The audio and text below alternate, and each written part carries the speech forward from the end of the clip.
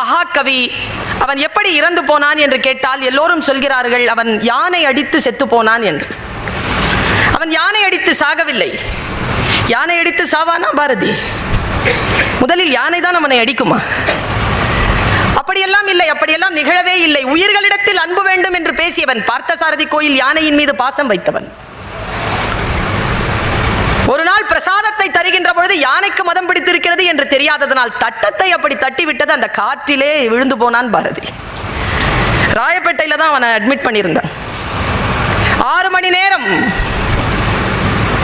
மயக்கத்தில் இருந்தான். கண் விழித்து பார்த்தான். குவளைக்கண்ணன் பக்கத்தில் இருந்தான். என்ன நடந்தது என்று கேட்டானா? என்ன நடந்ததா?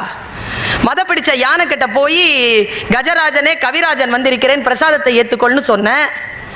அது தள்ளி விட்டுருச்சு. மதம் பிடிச்சிருந்தது, மிதிச்சு இருக்கோம், நல்ல வேளை நான் வந்து காப்பாத்தினேன். நானா குவளைக்கண்ணனிடத்தில் பாரதி சொன்னான், தப்பு, நீ பேசுறத நான் நம்ப மாட்டேன்.